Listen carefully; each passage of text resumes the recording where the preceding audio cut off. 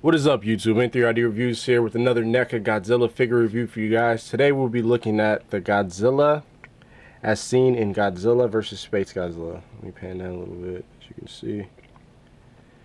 As you can see, it's in the clamshell packaging again. The artwork is, of course, different than the 2014 Godzilla. Let me bring in that one. So you can compare the packaging of the two. There they are side by side. You can see this one has a more vibrant packaging with the orange and the lightning bolts. This one went with the more old school look, which I actually like. Looks pretty good. But yeah, that's the packaging on that. I believe this came out maybe a week ago. I just picked it up yesterday though at Frankenson's for 20 bucks.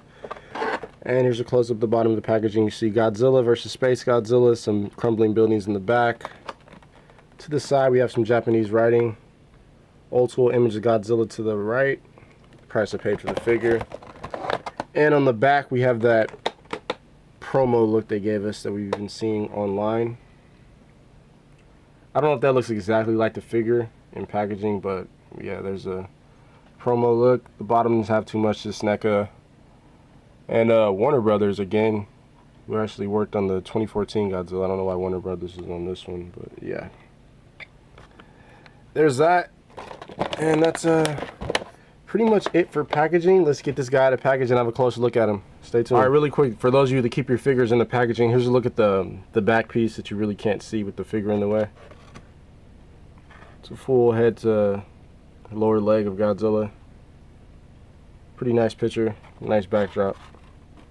Alright, now onto the figure. Alright, so here we have the Godzilla outside of packaging, and first impression, this is a very, very nice figure. When you get the figure in hand, you notice it feels a lot more gummy than the 2014 version, but I'll get into that with articulation. But just the overall first look, it really is a nice piece. It really reminds me of a Monster Arts, but of course with just the limited articulation as compared to those. But the detailing is really nice, and I really like the colors they chose for this figure. He came out looking really good. But yeah. Let's have a closer look at some of the detailing. Alright, taking a closer look at some of the details on this Godzilla figure, the first thing that pops to me are the yellow and oranges they used on the eyes. I think they captured that really well in this figure. The inside of the mouth is done really well. You can see the layers of teeth he has. Although from the side on mine, the head appears a little darker than the rest of the figure. But if you get in close, you can see slight variations of green in the lower part of the head that are found throughout the body. Looks really well. I like how they did all the folds of the Godzilla suit that was used in this film. Really nice.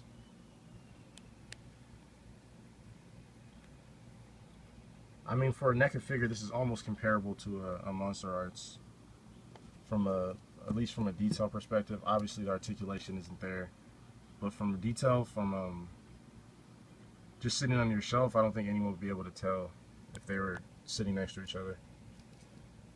But yeah, the spikes are done fairly well.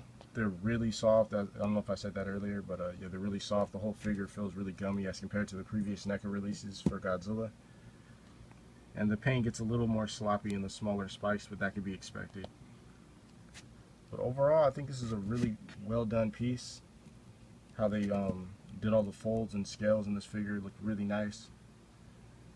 And I think the paint made this figure pop a little more than the 2014, which looked a little bland because they used pretty much the same color throughout the whole figure. But yeah, that's just a quick look at some of the details on this Godzilla figure. Let's get into the articulation. Alright, now moving on to articulation, this figure is a bit limited, but for what you pay, I guess it's a decent amount. Looking up, that's all you're going to get. As far as looking down, if you use the ab crunch, you can get him to look down decently. There's a cut joint right here at the neck. It spins around full 360. There's one at the upper head right below the jaw, which doesn't do much. Of course, the jaw is articulated, which I showed earlier. It opens up pretty wide. There's the torso joint right here. Allows them to spin full 360. The arms have 4 separate joints, one right here, one at the upper bicep, one at the elbow, which hinges and rotates a full 360.